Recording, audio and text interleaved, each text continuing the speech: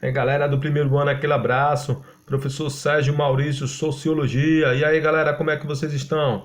Então vamos lá, vamos dar continuidade aos nossos estudos. Aula 2, métodos para pensar a realidade social. Vamos estudar os assuntos da aula 2, da aula 3, da aula 4.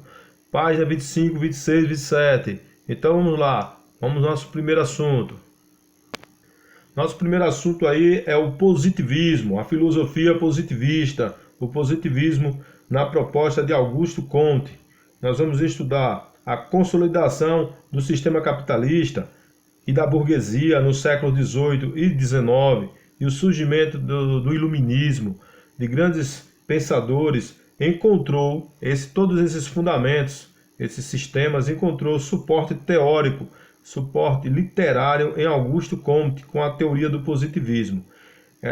Essa filosofia social distingue-se pela observação e experimentação dos fenômenos, privilegiando e evidenciando os fatos, a experiência, a ciência, a razão. Quer dizer, privilegiando a base científica, os parâmetros teóricos e metodológicos trabalhados em laboratório, em experiências, em provas. Então, o Augusto Comte vai enfatizar esse lado, fugindo das verdades da época. Explicar o mundo agora para Comte só era possível a partir de quê? A partir da ciência. E ele tinha a ciência como o objeto único de explicação para tudo que existisse no mundo, porque tudo que existe precisaria de uma experiência ou de um trabalho anterior que comprovasse a existência daquele fato. Fugindo do sobrenatural, fugindo das questões da natureza, das questões dos deuses. Vamos ver isso mais um pouquinho à frente. Comte, ele é o primeiro autor a utilizar o termo sociologia.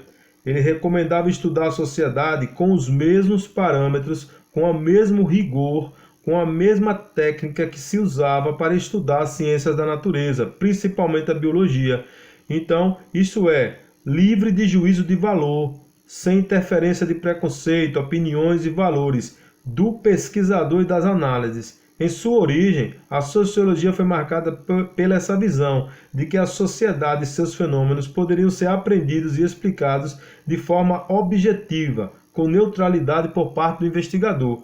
Esse era o Comte, a fim de alcançar o quê? O conhecimento neutro, positivo, fundamentado em experiências, em fatos verificados, testados e quantificados, quer dizer, ciência pura, né? Baseado na razão. Esse era o Augusto Comte.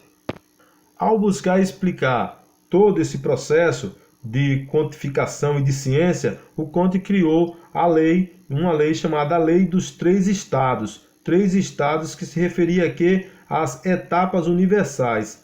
A história da humanidade em três estágios, né, que se sucederiam da seguinte forma. Vamos lá. São três. Vamos estudar o primeiro aí. Teológico. Teológico vem de teologia. Teologia vem dos deuses. Esse era o primeiro estágio da humanidade, segundo Comte.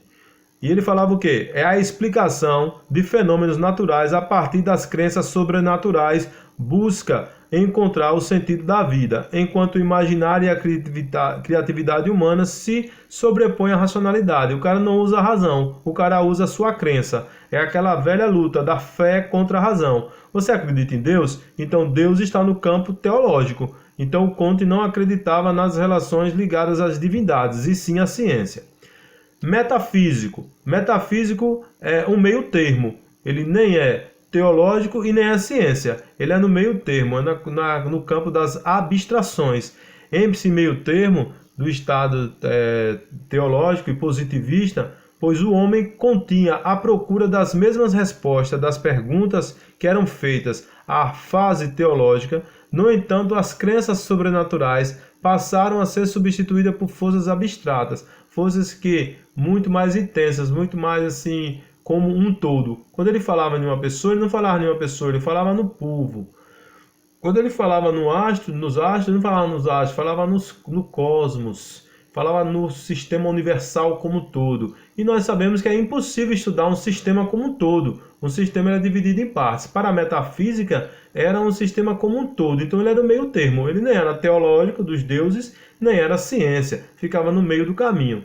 Essa é a questão da metafísica. O positivismo, o positivo, que era o estágio ao qual Kant estava. Positivo o quê? Essa etapa não se preocupa com os motivos ou propósitos das coisas, e sim com o que acontece. O positivismo acredita que a teoria só pode ser tida como verdadeira se for comprovada. A partir de quê? De técnicas científicas válidas, do que no livro ele chama de parâmetro teórico metodológico. Esse era o positivismo.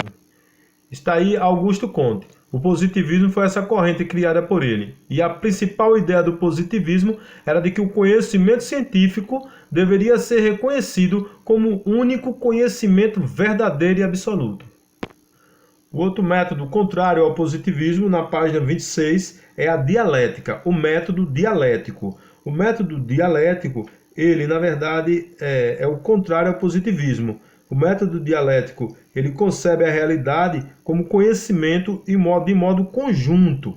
Para o método dialético, ambos não podem ser separados, como elementos separados, estudar uma coisa longe da outra.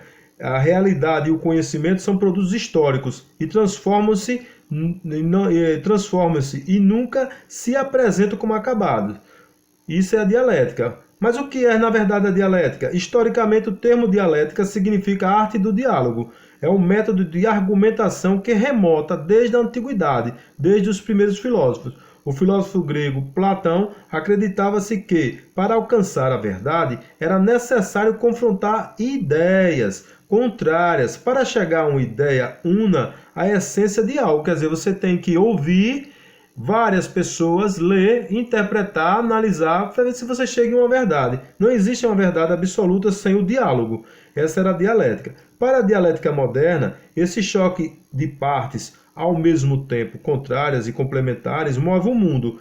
O desenvolvimento desses contrários, que podem ser definidos como tese e antítese, resulta em uma unidade nova transformada e correspondente ao quê? À síntese, ao resumo entre o que aconteceu, o que você entendeu e o que você decidiu. Porque vem a questão, existe, assim, toda verdade tem três lados, não é verdade? A minha, a sua e o que aconteceu. Então, o que aconteceu é a síntese. Então, a tese, a antítese e a síntese. Está aí o método dialético, o método da conversação, do diálogo. Aí, ó, leis da dialética. Ação recíproca, né? Unidade polar ou tudo se relaciona. Mudança dialética, negação da negação, né? Ou tudo se transforma, passagem da quantidade à qualidade ou mudança qualitativa, interpretação dos contrários, contradição ou luta dos contrários. Quer dizer, é uma conversação só, é a arte da conversa, do diálogo, do debate. Nós sabemos que ao debater muito, você acaba chegando a um consenso que nós chamamos de quê?